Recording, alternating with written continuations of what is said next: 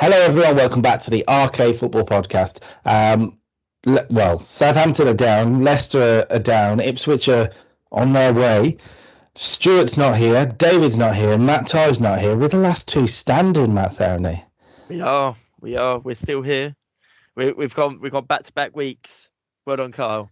It's quite weird for me to be the one still here this week. I'm surprised at that one, but I am, and we've got a lot to talk about. So, I mean, you guys said last week you wanted me on this show to talk about the PSG game. I think that's probably where we should start, right? What a night at B6. That was... There was a picture floating around that's not gone on social media, and it's not going on social media, of me reacting to the game, and I am head in hands like this. And I was trying to think of when that was taken, because obviously I didn't even notice. And I'm pretty sure it's when Ezri Konsa missed the header. I bet you. Oh, that's painful. It's a real mixed bag, right? Because on one hand, it's disappointing to go out the Champions League, and I really feel like we could have gone through. Right, we had the chances to go through, and if we'd have taken them, we'd have gone through, obviously. But at the same time, we beat PSG at home. If that doesn't show the growth of the football club, I don't know what does. We're disappointed because we beat PSG at home and put four goals past them. I think I can't remember what score was now. It was 5-4 on aggregate in the end, wasn't it? Because always one more goal gonna kick them out. No, one more goal would have equaled it, wouldn't it? One more goal would have took us to extra time, yeah. Yeah.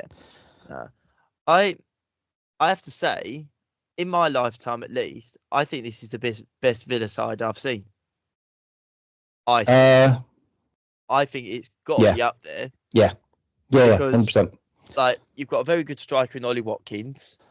Asensio, I mean, I tell you what, if Villa can pull off a bit of business in the summer and sign Asensio, that would be some signing, but it's going to take getting Champions League football to get him.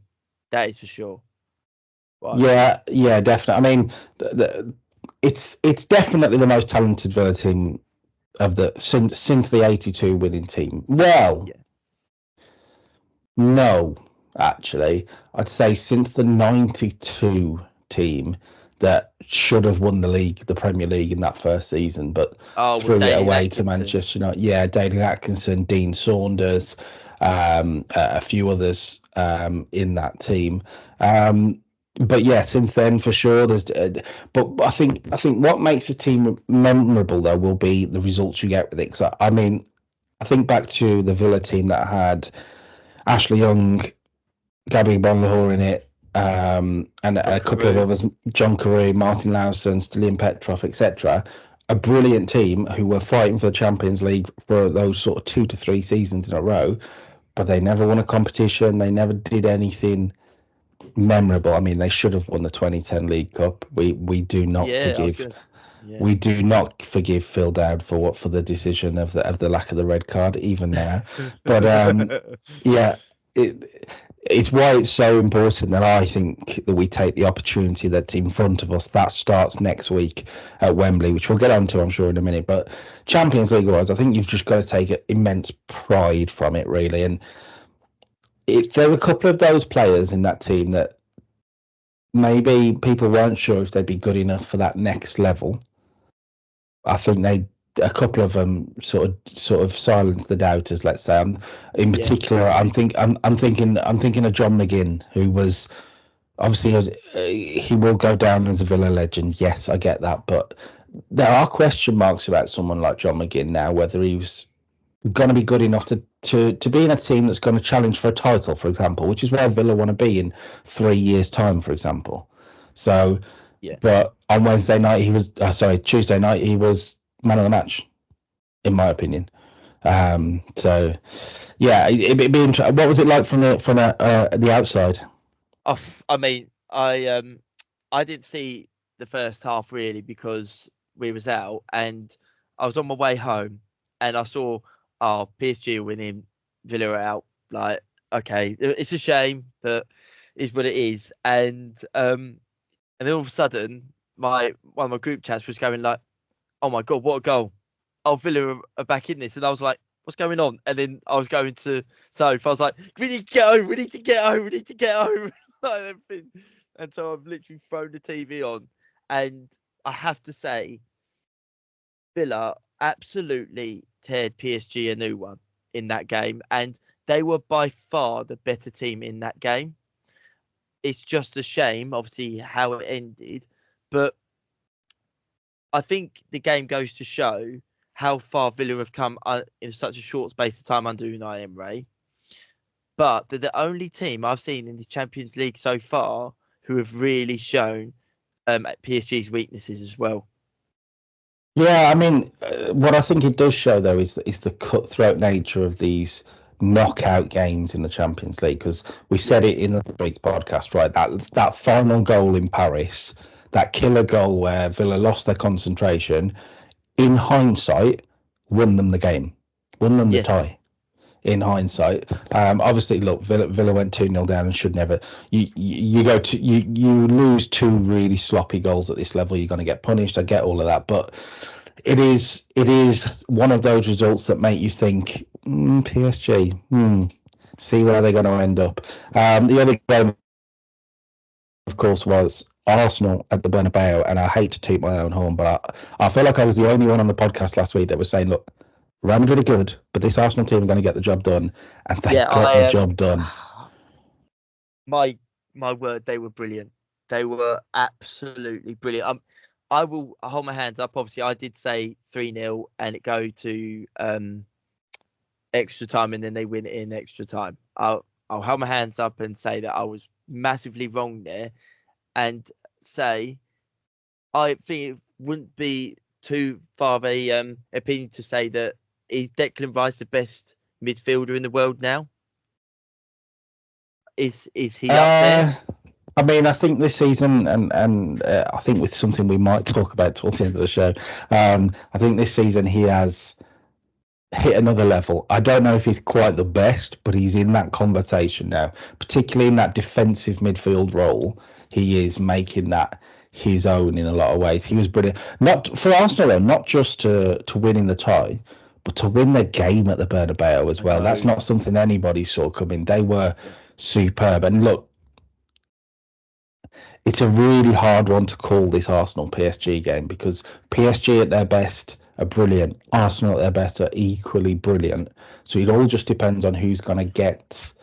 I think it's a matter of concentration. Like who has got the best focus in those moments where in the transition. PSG in the transition, as we saw against Villa, as we saw against Liverpool, are deadly. And I think that Arsenal have got the best defensive structure to cope with it, as long as they don't make mistakes like Saliba made against Vinicius Jr. As long as he doesn't do anything like that, I think that Arsenal will be okay. Because for me, overall, after they've now knocked out Real Madrid, they have the best squad to win this tournament, I think. Maybe it's a really weird one actually. When you look at the teams left in the Champions League, the 4 teams left, none of them were teams you expected to be there at the start of the campaign. If I'm honest, really. Yeah, I would agree with that. Actually, yeah, because Barcelona, as good as they've been, Barcelona have an amazing starting lineup, but then you look at the rest of their squad depth, and that's where I think you've got some issues. Same with Arsenal, same with PSG in a lot of ways. Inter, it's. Do you think? Yeah. Do you think with Arsenal? Do you think it's I don't think Arsenal have the strongest squad depth. Hence why when Saka got injured and I mean, they don't have a centre forward, for example. But yeah, they have a strong team. It'd be really interesting to see where the Champions League goes from there. But do you think that like Saka is the only player I think Saka is probably the only player, maybe Rice you'd put in the equation as well, who if they got injured, you'd honestly think who is possibly going to go there that's going to provide the same. I think there's 4 in that Arsenal team, and I think this was why it works, because it's a spine of the team. You got Saliba at the back, who, when he's out, he's a massive miss. You've got Saka, yes, but then you've got that midfield pairing of Rice and Odegaard. When Odegaard's not playing, that Arsenal team do not tick as well as they can, let's say. So they've got that spine of the team. If you take it out, that's a problem. And this is the thing we've said with Arsenal last year and this year, really. That spine of the team is very strong. Stronger this year. Saka's really coming into his own this year. Odegaard's been brilliant again. Rice, as we mentioned, another level. Saliba, another level. If they have a top-class centre-forward, that's a team that wins the league. And I do think that is it. I think a lot of people would say, and it's obviously been said a lot this season, that is the only thing missing that could win them the title next season. But that's over a league format where those goals are so important. Champions League is something different, I think, because it's just a two-legged thing. It's about moments. It's about magic moments. Yeah. Saka can do that. Odegaard can do that. Rice can do that. Martinelli can do that. To be fair, he's not consistent, but when he's good, he's incredible. Yeah, so, I honestly thought if there was one player Real Madrid wouldn't have to worry about too much over this two legs, attacking wise, I would have pointed at Martinelli. Yeah. But he really stepped up and he was fantastic for Arsenal in that tie. And I mean, from a neutral point of view in the Champions League, you've got Barcelona, who've won it so many times. And yes, are a brilliant squad, young squad. And for someone like Lamine Yamal, it'll be a massive achievement to win the Champions League for his career, etc., etc. Champions League at the Euros. Amazing. Do you know what I mean? And that would put him in the top 3 players in the world, probably, at that point. But Inter, a team that have been there at the top for a long, long time, players that have been there at the top for a long, long time, I get that. But then you look at Arsenal, you look at PSG, who've never won the Champions League, and from a neutral point of view, I'm like, that's where I want it to go. This Arsenal team winning the Champions League would be massive for the careers of Bukayo Saka, Declan Rice in particular, who will all of a sudden have this winning mentality that they don't have now, which can help the national team and everything else. PSG, I mean, look, they've played the best football in the Champions League this year. That's the fact. And, I'd agree with that. Yeah. It'd be interesting to see what happens. But I mean, looking at the two strongest teams you'd have said after the first legs, and Arsenal fans aren't going to like this, but the two strongest teams you'd have said was PSG and Barcelona, and I think there's a case for that. But watching them in the second legs, when all of a sudden things started to go wrong, they did not look great. They looked very shaky. I mean, Barca were beaten 4-0, 3-0 against Dortmund. I think it's 3-1. 3-1 in the end. 3-1 in the end. I mean, that striker, what's his name? He was from Barassi, yeah. Oh my words! Like, to score a hat trick and that not be enough to take your team through. What a shame. Yeah, he exactly. could not have played any better. He couldn't have done. So, I think that the thing with PSG for me is that the thing that I thought would be the PSG of old and that seemed to disappear turned up in that second leg at Villa Park. And for me, seeing that, like you say there, that's what makes me think Arsenal are going to be good enough. But as long as they keep their focus. It's what I spoke about last week. You've got to remember this PSG team is very young. Very young. So they were going to have a wobble. What PSG will be saying is, we're going to learn from this. This is going to give us the experience to learn from. And maybe it's the kind of loss they need to win the Champions League. Yeah. Because in that moment, in a big semi or in the final, it could be enough. So it'd be really interesting to see what happens. Yeah. Moving on to the Europa League. We'll just mention the English teams, obviously, but United... I mean, we thought having the Villa game on the Tuesday, Arsenal beating Real Madrid on the Wednesday, and then this United game, not just the United game, the Tottenham game as well, by the way, who made a terrific comeback as well, that I feel like nobody's speaking about because of how mental the United game was. Yeah, exactly. I cannot believe, I've never seen it in my life, 5 goals in extra time. I've never seen that. Like, it looked like once Leon got the first goal, 9 times out of 10 in extra time, once that team gets the first goal, that is normally the winning goal. That is it. Then the team just shut up shop, and that's it, done. And especially when Lacazette got the seconds, you just thought, yeah, United are out. Here come the bad press all over the back of the papers now. But they turned it around. Like, Well, I mean, it's an incredible comeback, but it sets them up now for this semi-finals. And you've got four. Well, you've got three top level clubs. It's probably three highly reputable clubs.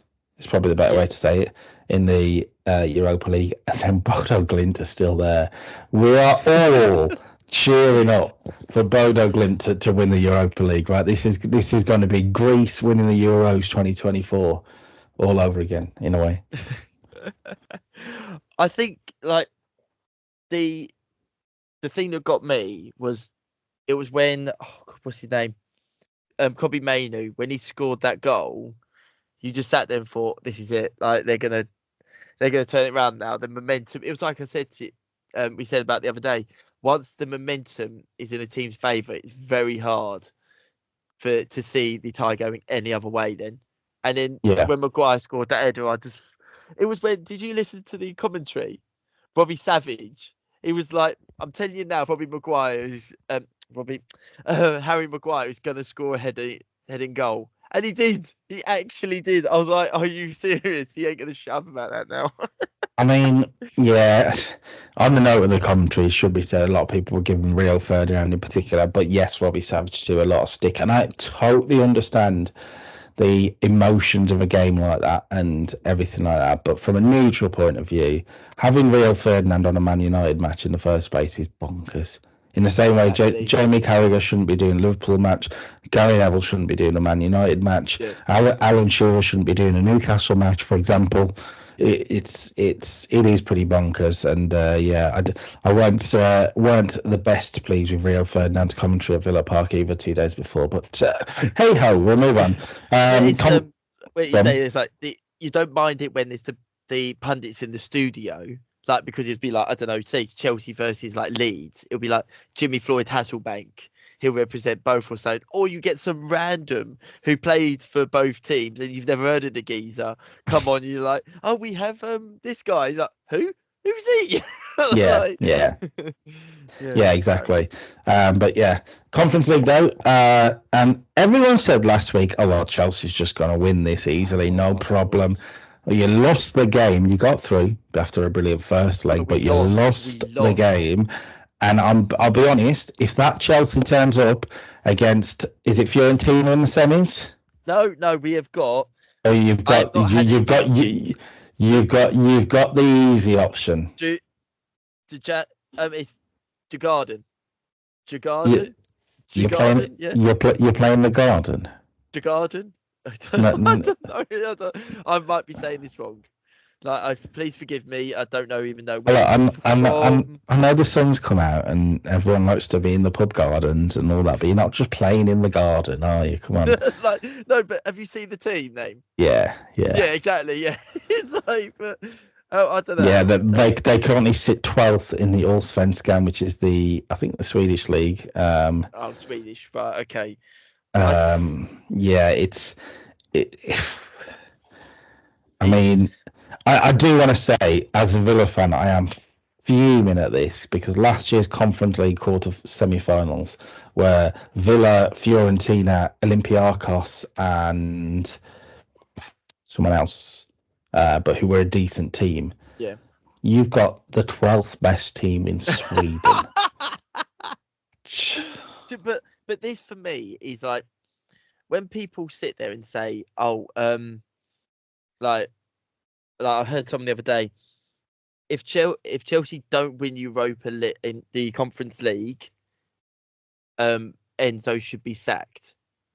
And I just sat there and thought, yeah, but it's a one-off game in the final. Like, don't get me wrong, I'm going to sit here and say it now. If we don't make the final, I would not be surprised if like a lot of people are saying, right, just get rid and everything. I wouldn't be surprised because it's a tie we should 100% win. But if you get to the final and lose to Fiorentina, I'm not going to sit there and go, well, what was it?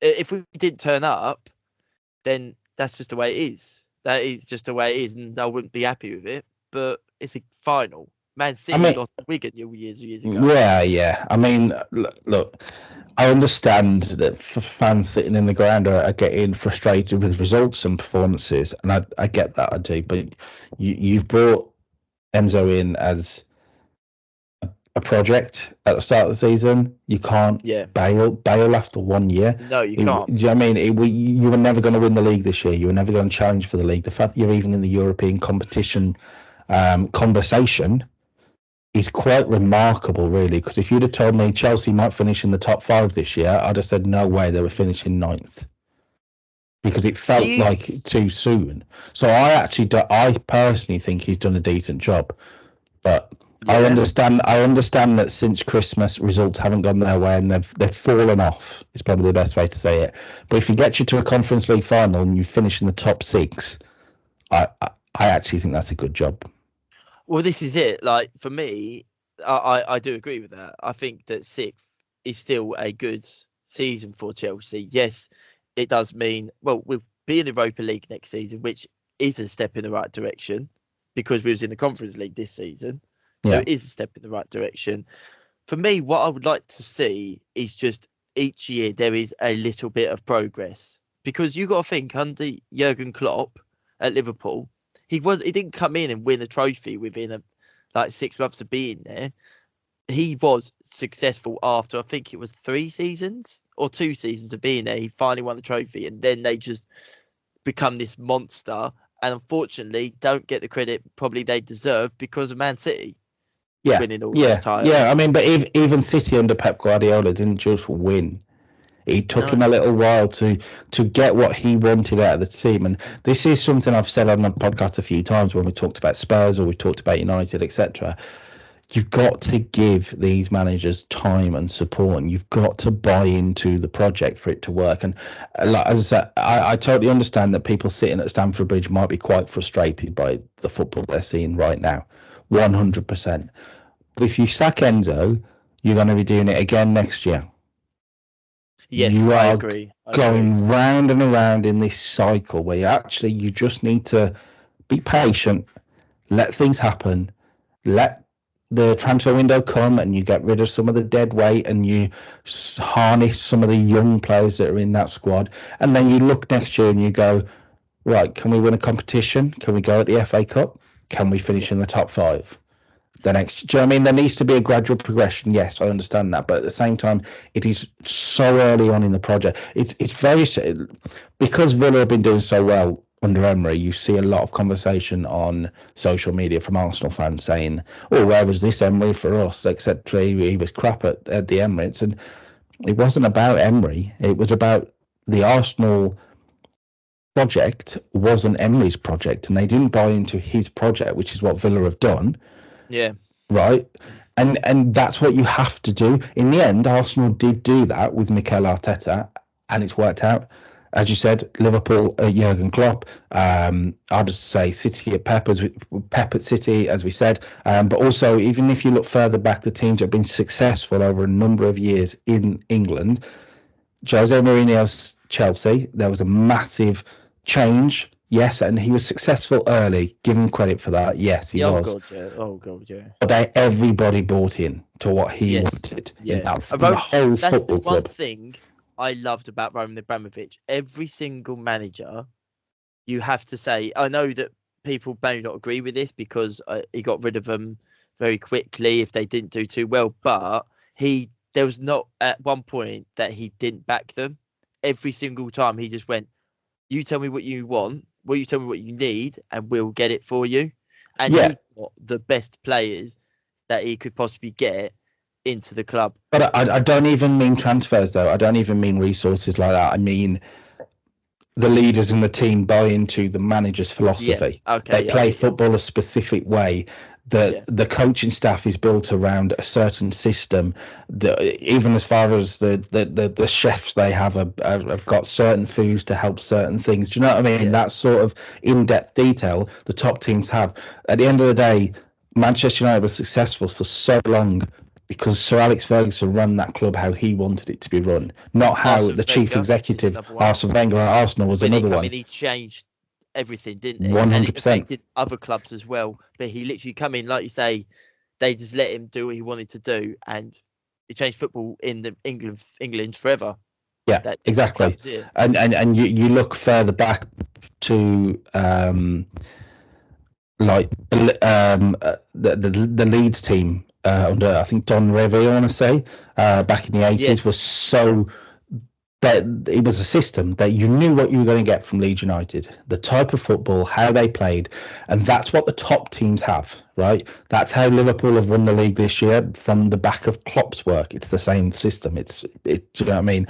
And it's finally, because City have fallen off, Liverpool have smashed the league easily. But it's the same Liverpool team that have been playing over the last few years, the same way they've played. And as you say, City, the top teams, Arsenal now you know what you're going to get from this Arsenal team. You know how they're going to play. Yeah. You know what to expect from them defensively, offensively, mindset wise, etc. The same at Bournemouth as well, who have bought into a system over the last 2 years. The same at Villa, as we said. The same at Newcastle with Eddie Howe. You know exactly what these teams are going to do. And it's very difficult to stop. But from a neutral, you know their way of playing. That's something Chelsea, for me, don't have yet. And Maresca has sort of put things across. I don't think it's quite settled in yet, but you need time to do that. I think the one assurance that Chelsea fans want to see is that in the summer, Enzo go, right, our objective needs to be this summer, we need to get a goalkeeper.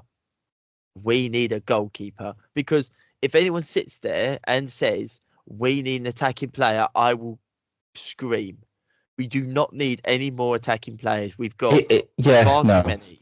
It's not about individuals either. I think it's about, he needs to say, look, this is my spine of the team. These are the 4 players that need to start every game.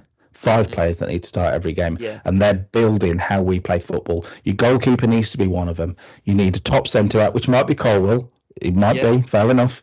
You need a centre mid. You need a winger. You need a striker. Do you know what I mean? So you got your Enzo, you got your Cole Palmer, you got your Jackson, for example. That'd be Jackson, for example, and you need to play to their strengths and build a system that works for them.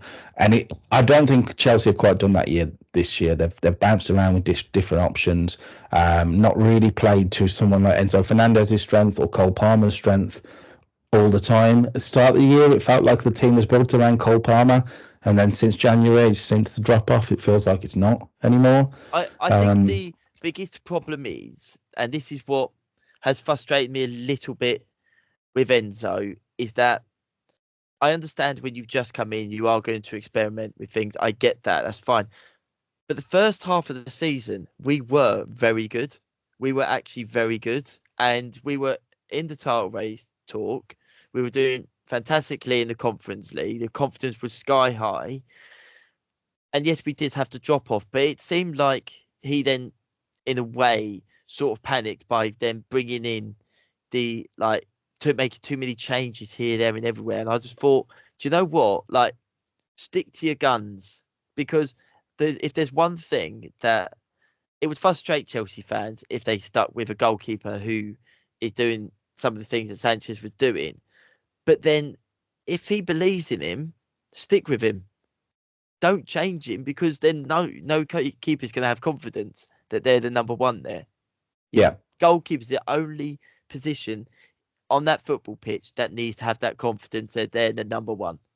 Yeah, and not just goalkeeper though. Your centre back partnership has been ever changing. Your centre midfield partnership has been ever changing. Striker in position has been random. Jackson hasn't been the number one striker this year. He's been He has had a couple in a collection. Though. He has had injuries. To be fair, give credit, injuries do change up. But that's what Chelsea need next year, is what I would say. We've gone on a tangent. Should we go for the weekend fixtures and a big weekend? Where do you want to start? Top, bottom, middle? I mean, I think, a good place to start would probably be obviously the Villa game. I know we spoke about Villa, but what a result for Villa. I text someone during the game and I said, when we're good, we are so good. And that's what this Villa team feels like at the moment, because against a lot of people are saying that Newcastle performance was our best performance of the season.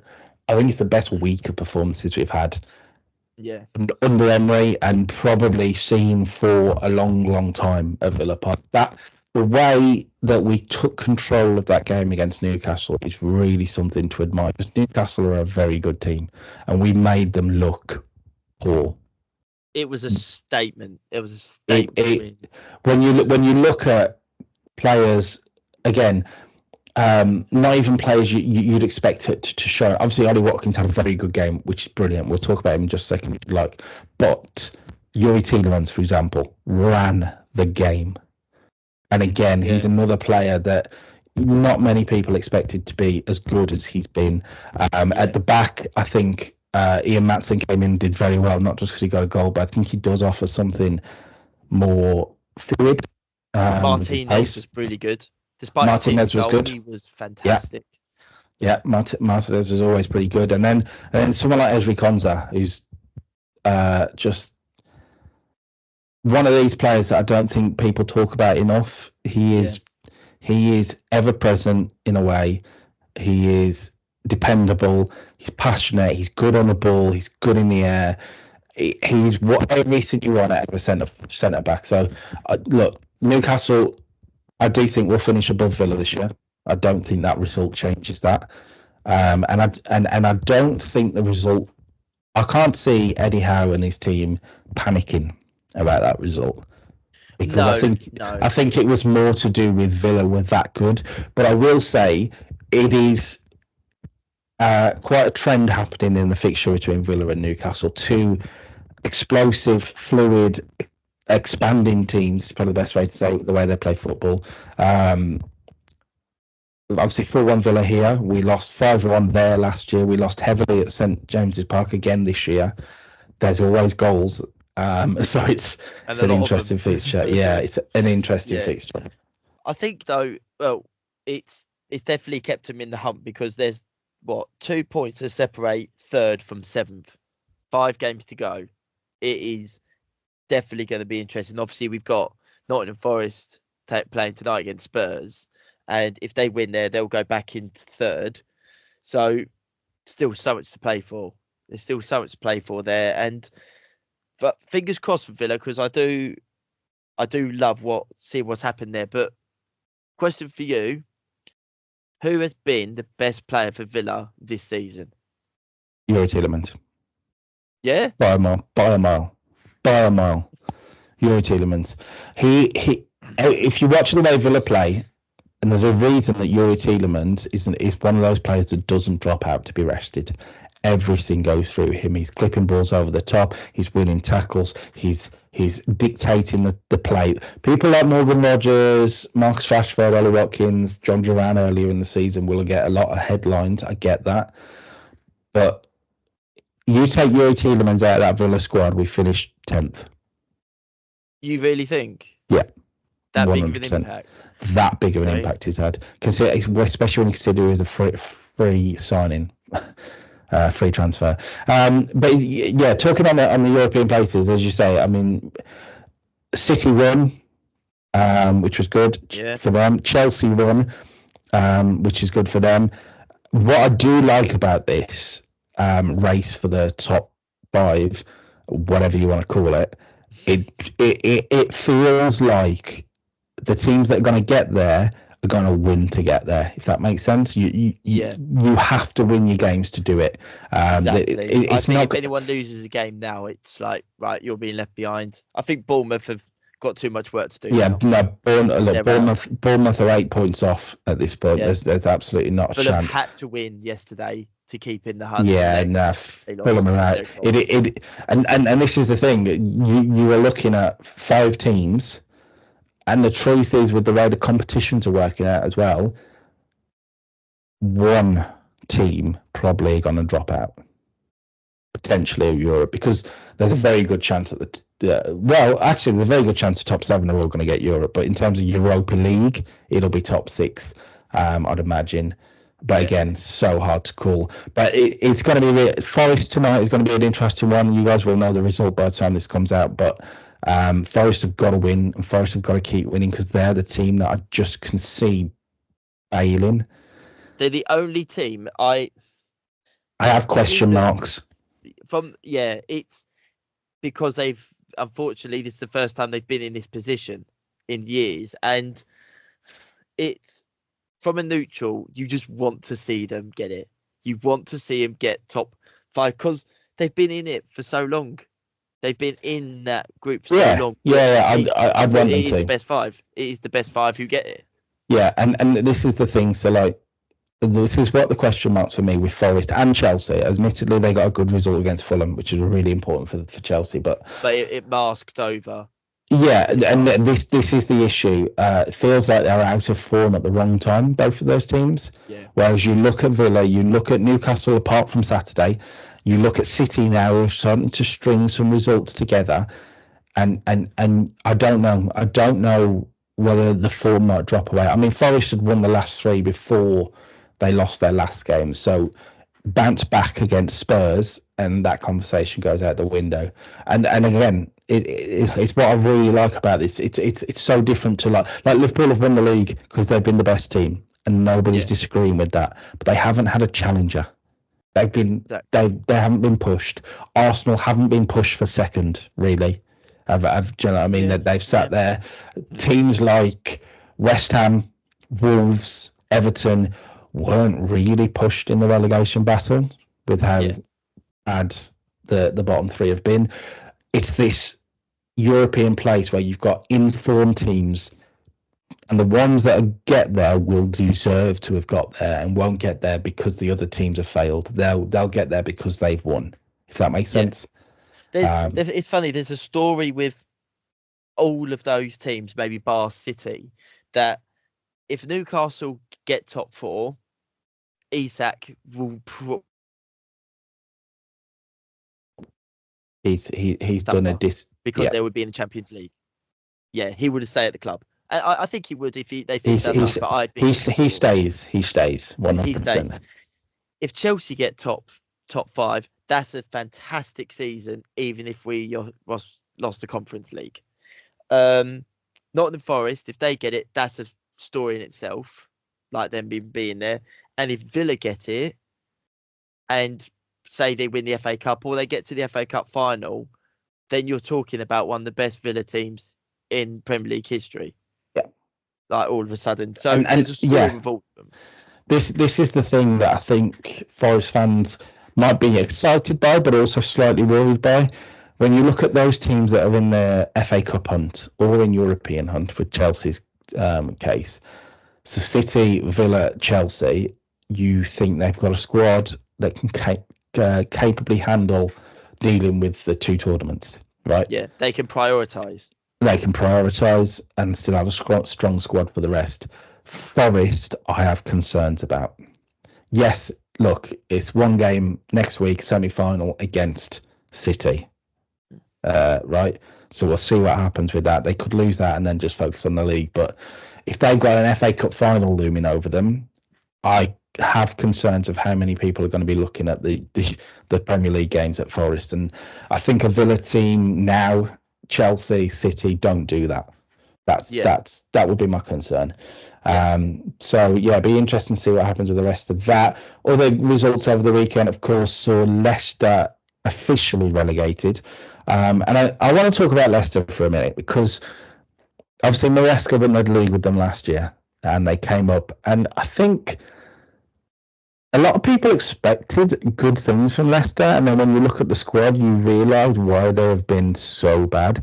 But also, Ruud van Nistelrooy, I genuinely think must go down as one of the worst Premier League appointments ever. This is, and I don't think that gets talked about enough. I'm so glad someone has finally said it. Like, he has been awful. They've done awful under him. But obviously there are a lot of Leicester fans now questioning the board, quite rightfully, right? But you look at Ruud van Nistelrooy and you go, why did they bring him on in the first place? When you look at his United, this was the thing. He had this thing going on. He won 2 games at United as a caretaker manager. But if you look at his managerial career, right? No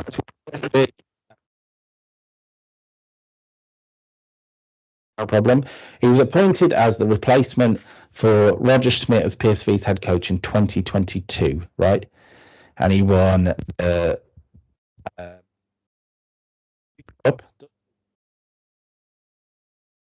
Hang on, Carl. I can't hear.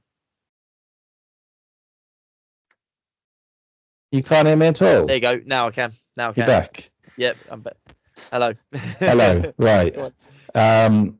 Yeah, so Ruud van Nistelrooy, I just can't figure out why they gave him the job in the first place. You look at his coaching career. He did okay with the youth teams at PSV. Sorry, was part of Gus Hiddink's team at the World Cup for Holland, and that's fine. But in terms of the top job, he had a season at PSV in the top job, won the Super Cup and the Cup, which is great, but had an awful league season and resigned with 1 match to go. Right. He was assistant at United under Erik ten Hag. And let's be honest, that didn't really go well across the whole thing. And then he had that 3 games, I think, before Ruben Amorim came in. Sorry, no, 4 games. 3 wins, 1 draw at United, and did a decent job in that time. But that is not enough to look at him and go, yeah, he's the guy that's gonna not just keep us up, but like when you look at where Leicester was under Steve Cooper, Steve Cooper would have absolutely done a better job, 100%. Yes. Oh, I mean, he weren't a bad manager. They were doing reasonably okay. They weren't doing like awfully. Especially when you consider the fact that it wasn't Steve Cooper's team. It wasn't Enzo Maresca who got him up. Yeah, and like you've got Jamie Vardy leading you on in 2025 in the Premier League. That's going to cause a problem. I get that, but I do think you would see Leicester probably would have still gone down, but they'd have made a fight for it, and they'd have probably been on sort of maybe 30 points at this point, and it would go down to the wire a bit. And I just can't believe that Ruud van Nistelrooy was given the job, and I can't believe more questions aren't being asked about this Leicester board. I know. The Leicester fans are asking questions, and if you're watching this, I hear you. You are asking questions, but in the mainstream media, nobody is talking about the fact that Ruud van Nistelrooy has done such a terrible job. I mean, people talk about some of the most obscure managerial appointments in the Premier League. Like I think of Remy Gard at Villa. I think of Di Matteo at Chelsea. Yeah. Do you know what I mean? Those sort of appointments. Whoa. Di Matteo no. Di Matteo does not belong in that argument. Okay, wash your mouth out now. I'll throw that one in there. Hang on a minute. Hang on. Here's a glass of water. Cleanse yourself. Yeah. But do you know what I mean? Those sort of appointments that you go, okay, well, that was a complete and utter failure. Van Nistelrooy tops it for me. It is up there. Bob Bradley at Swansea. Probably at Swansea, that was like such a random one, and he was a huge flop. Yeah, he was a huge flop there. So, no, I wonder if it's because he's a United, and a lot of the punditry is United, but not enough people are talking about the fact that Ruud van Nistelrooy has to go down as one of the worst Premier League managers ever. Fact, I'll say it. Fact. I mean, when did he get appointed? Was it January? December. So he's majority of the season he's been there. Majority of the season he's actually been there. And this is what you get. It's awful. Yeah. He had more time than Steve Cooper. I'll say that much. Yeah. Which is bonkers. He had more time than Steve Cooper, and In This is what we his, get. is he going to show me his Leicester run on here? It's not, is it? Oh, that's sad. Oh, hang on, no, it is. 22 games he's had at Leicester. Won 3, drew 2, lost 17. With a goal difference of -32. He's conceded, they've scored 18 goals in 22 games and conceded 50. How many points is that then? Hang on. How many points has he earned then in that time? He's earned 11. Well, some of that might be cup though. Some of that might be cup. Oh, that's true. Yeah. Well, I mean, if it is 11, say it is 11, that means then that they had 7 points before he was appointed. Yeah. Which isn't awful for when he was. Yeah, exactly. Yeah. 7 points in 3 months, and then we're saying. I mean, I think there was a cup victory in that, so we're actually saying 8 points in 5 months? Yeah. Crazy. It's dreadful. I don't see him being manager in the Championship. I think he will be gone in the summer. I think he knows that as well. And then obviously Ipswich, I don't think are officially down. Are they? They have to win every game, and West Ham lose every game, and there has to be a huge. Well, I mean, if they lost every game and Ipswich won every game, there would be a huge swing in goal difference. Surely you would think, but yeah, they're basically down. I mean, it's interesting because we're talking 5 games left in the season, right? I think the next game is at St James's Park, which is the hard one. They're not going to win that, surely, right? But the rest of the games, Everton away, they could win that, right? Yeah. Brentford at home, you never know. If you've won 2 games on the trot, they could. Leicester away, they'd win that. And then it would be Ipswich, West Ham on the final day. Ipswich, West Ham on the final day. Oh, it's not going to happen because Newcastle are going to ruin the fun. But if Ipswich go on a run now, it would be all-timer. But yeah, they're kind of down as well. I do want to talk about West Ham. They have been Graham Potter. I do think he's a good manager, despite some of the things that happened at Chelsea. But we was going through a lot of turmoil at the time, and it was a very things weren't quite right at the club, and he left. He won't get seen as a great manager in Chelsea's history. That's fine, but he's still a good manager. But at West Ham, he has not done a good job. He has not done a good job there by the looks of things, and I don't know if it's the board or if it's from an outsider looking in, it looks like he's not getting the backing. It looks like he's not getting the backing of the board. I mean, yeah. Or like you said about, Aston Villa with Unai Emery, everyone's behind him. Maybe it could be that. At Brighton, he had it, but West Ham don't buy into his philosophy. My only thing I'd say is when you say he hasn't done a good job, it just feels a little early still. But he come in when did he come in? So he came in in the cup game in January against Villa. So that was his first game. So let's go back to that point. Where am I? No, not that one. There. Okay. So they then beat Fulham at home. So got a win. And then didn't win for 5 games. They beat Arsenal 1-0 and beat Leicester. Sorry, 4 games. 4 games, yeah. Then beat Arsenal 1-0, West Ham. Beat Leicester, yeah.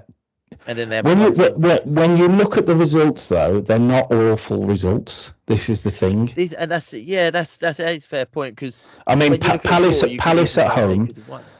Palace at home, disappointing 2-0 loss, sure, early on, but they were down to 10 men. Fair enough. Brentford at home. Brentford are a decent team this year, but only a 1-0 loss. Same for Newcastle, a 1-0 loss. Losing to Wolves is probably quite disappointing. But then you look at it and you go, well, a draw against Bournemouth, a draw away at Everton, which isn't bad at all with the way Everton have been playing recently. A draw away at Villa Park, right? It is purely that draw against Southampton that probably the most. It's probably the only disappointing draw. So you'd say a draw to Southampton, a loss away to Wolves, and probably the loss at home to Palace are the results that they've underperformed in. Yeah, it's just a case of that they haven't really picked up enough points in terms of maybe Everton they could have got a win. I don't know. They've had some difficult games, and then you look at their running for the rest of the season, and I mean they've got to play Man United twice.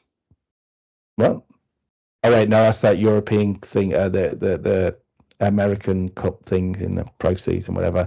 But they've still got a lot of it is that they're hanging on because they are one of the worst teams in the league this year, and they need to change a lot. I think they have probably suffered quite a few injuries as well. Like Kudus last season was devastating for West Ham. Bowen, obviously he's been okay, but he's not been his devastating self, probably. The truth is the squad isn't very good. And a lot of people had high hopes for West Ham at the start of the season, and I think I was probably one of them. But the players that were supposed to be good, that have shown signs of being good at other teams, just have not turned up, have not performed. But looking at the results, that looks like a team that is well drilled and is hanging on to bad performances and getting things out of it. If that makes sense. Probably they're counting their lucky stars that 3 teams have been absolutely not been in touch with the rest of them all season, because they were anywhere near as good as what they were in the Championship, they would have been down. Yeah, I mean, you look at his 14 games he's had. I mean, take the Villa Cup game out of it, 13 Premier League games, right? And they've lost 6 of them. Which is pretty middling. That's what you'd say. But then you look at it and you go, those 6 losses are Palace at home, disappointing but down to 10 men. Chelsea away, fair enough. Brentford at home, kind of fair enough. Newcastle at home, again, kind of fair enough. Wolves away, the disappointing one. And then Liverpool away. So I don't know. A hard run as well. There are no easy games in the Premier League, but they are competing, is what I'd say, and that's probably why they are where they are, outside the bottom 3 compared to the other 3 that have gone down. They are competing. So yeah. What we have waffled. This was meant to be a short episode. What's happened here? Anything else we want to talk about in terms of? Oh, let's quickly just. On the fact, I mean, it's happening as we are recording this, but officially Burnley and Leeds United have been promoted to the Premier League. Oh, there we go. So 2 down, 2 up. Swapping places back again. Burnley and Leeds United. Burnley. Do you know what? I'm going to go out on the limb early doors here, and I think watching some of Burnley's performances and seeing how solid they've been defensively, I know the Premier League is a different kettle of fish. I know it's more intense. I do think with the knowledge Scott Parker now has of being a Premier League manager, they could be a team that will stay up this next season. I do think they have got that capability with some of the things they've been pulling off this season. But we all know it's completely different when they come into the Premier League. Yeah, it'd be very difficult, but yeah, let's see what happens next year. Leeds, hopefully, as well. Be nice to see Leeds. No, in a way, I quite like them to stay up. Although I kind of hate them, but at the same time, you know, it'd be quite. It's a good rivalry to have at least. So you come out the other 4. Coventry's in there. Coventry's one of them, isn't it? Let's have a look at the table. So the current playoff places are Sheffield United, Sunderland, Bristol City, and Coventry. Middlesbrough and Millwall are probably out of it now. In fact, is this not the final games of the? No, it's not. They've got another round of fixtures. One more round of fixtures. So 2 more rounds of fixtures. So look, let's say the top 4 as they are now. I'll be honest, anybody but Sheffield United. I do not care if Sheffield United go back up. If Sunderland go up, I think there's a story there, and it's quite nice to see them back up after their obviously League One adventures and then a few years in the Championship. Plays for them, doesn't he? His brother. Joe Bellingham plays for them. Yeah, whether he will next year, we'll find out. Bristol City in the Premier League for the first time would be an amazing story. Yeah. Everybody's been talking about their great fans in the last week of the limbs in the away end and the home end and all that. So yeah, that'd be a good story. Coventry would be a story, absolutely. I think Coventry is a football club with the trajectory they've had over the last few years. Obviously had that cup run, but then they had the playoffs last year. That they're definitely a team heading in that direction. My problem is nobody needs the media coverage of Frank Lampard's Coventry City. I want to see Coventry City in the Premier League. I don't want to see Frank Lampard's Coventry City, because that is what they will be. It will be, yeah. That's what they are.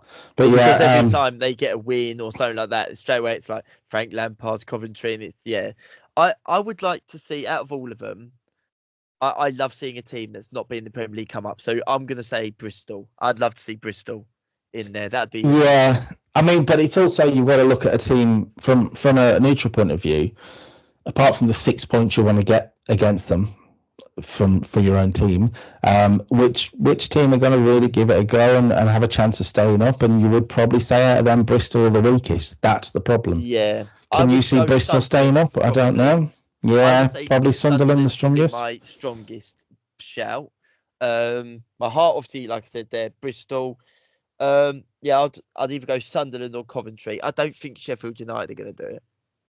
I mean, Sheffield United have been the strongest out of the 4, obviously, on 86 points. So they're going to finish sort of probably 10 points or close to 10 points above the rest of the playoff. So they're definitely the favourites, Sheffield United, I'd say. But sorry, Blades fans, nobody wants you in the Premier League next year.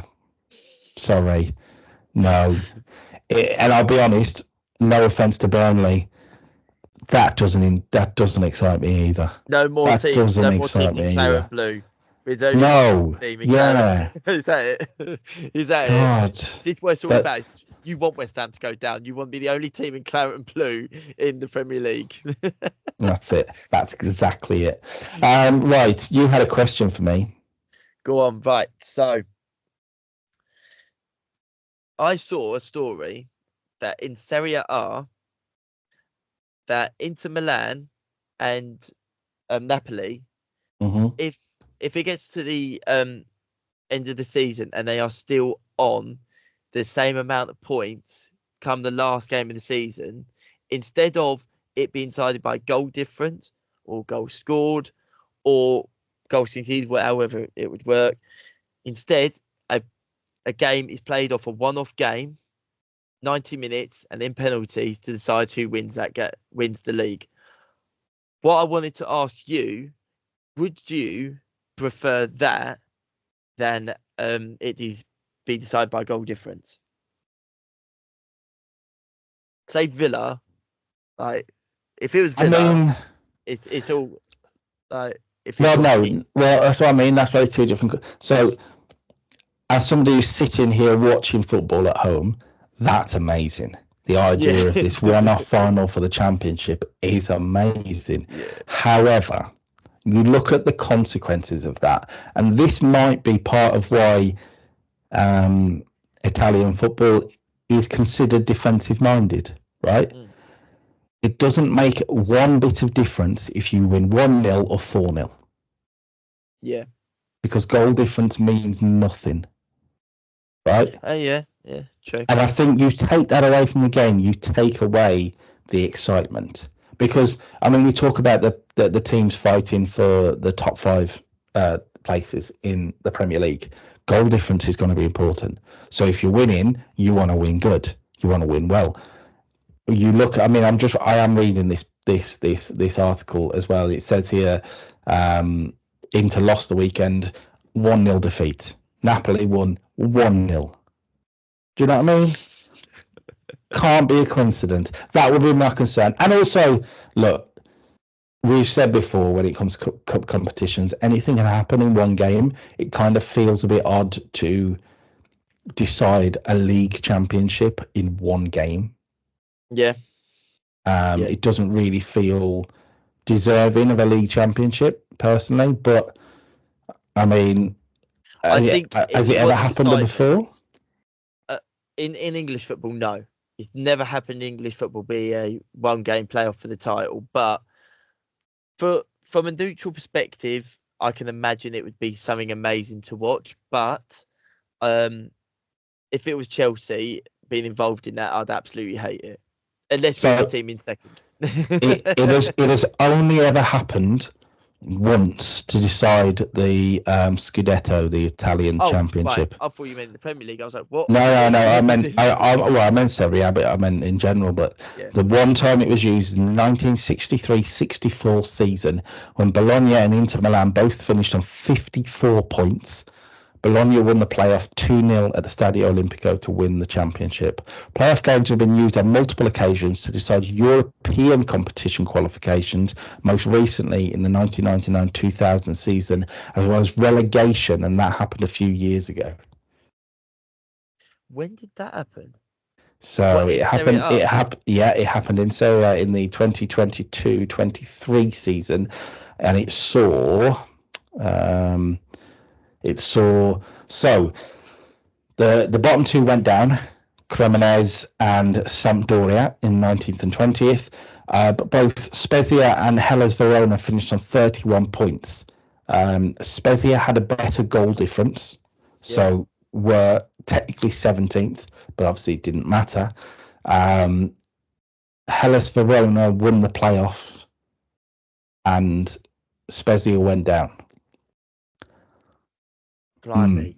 But when you look at it, you like that. You go, well, on goal difference, they kind of deserve to stay up. Do you know what I mean? Yeah. Okay. So, it's one of those. I think from a neutral perspective, it's good, but from a perspective of if you're one of the fans, I think you'd absolutely hate it being involved in that game. It's exciting. But with the amount of money that's involved in football nowadays, it doesn't quite feel like the most sensible way to decide things. No, exactly. But But well, just to wrap things up, is one more question for you. And I saw today, it is on this day in 2009, Arsenal and Liverpool met at Anfield and fought out a 4-4 draw. Who were the goal scorers that day? You know one of them already because you're doing that. So I know you were one of them. I know Arshavin got all 4 for Arsenal. Even insane that day. I remember that. I mean, I'd be guessing the Liverpool scorers at this point, but what season was it? 20? What year? Oh, his camera's gone. Sorry. It was 2008-9. So the year that they were involved in the Man United. So I'd guess Torres got one, I'd imagine. He got 2. He got 2. He got 2. So there's and there's one more goal scorer. Yeah, because it was 4-3, right? So one more. No, 4-4. Oh, okay. So this person got 2. Thanks for the spoiler. Yeah. Because I don't think you're going to get this. Because everyone I've asked, they've not got it. I'll give you a clue in a minute, but I'll see if you can get it first. So I want to say someone like... I want to say Dirk Kuyt. My brain is going Yossi Benayoun for some reason. Oh, well done. Is it Yossi Benayoun? Oh, it was. Look at that. You need a clue. It's in there somewhere. I don't know why. My brain went to Yossi Benayoun. Well, well done. Yeah, because he scored the goal I think the last goal of the game. I think I can see it in my brain. That's why he tipped down into the ground and it's instant. Yeah. Well done. Okay. Yes. No, are we doing? Yeah. I mean, we're well over, but we're here now. Are we doing our team of the years? I think we'll save it for. We'll save it. Yeah, we'll save it. We'll save Okay. it for towards the end of the season. I think because Okay. it's going to be a Still a lot to decide. Yeah, still a lot to too decide. excited, guys. Got a bit more to go yet, but we'll be doing our team of the season very soon. Oh, spoiler! Emi Martinez is the best keeper in the world. So, and you say I'll come out with the opinions. But even 3 times over. Yeah. Cool. Well, we've gone well over here. So I think basically, because even it's 2 of us as well, we've done all right. So make sure you guys drop a like on the video, comment down below your what should we ask? What should we ask? Can I have, who do you think is a worst Premier League manager? Worse Premier League manager than Ruud van Nistelrooy? That's what we want to hear down below. And if anyone writes Roberto Di Matteo, I will feel my wrath. I will accept Tim Sherwood. I will accept Stephen Gerrard. No, probably not worse, but in the conversation. Yeah. So make sure you do that below. Share along, hit the mic, share along wherever you can, and yeah, we will see you next week. I won't be there next week, I'll say that much. I know that now. I'm going to be enjoying myself on a little break, so I won't be there next week. So I'll just know that whatever happens with the FA Cup semi-final between Aston Villa and Crystal Palace, if Villa win, I will be crying. If Villa lose, I will also be crying. So good news. Yeah, we will see you next week. Right, see you later, everyone. Take care.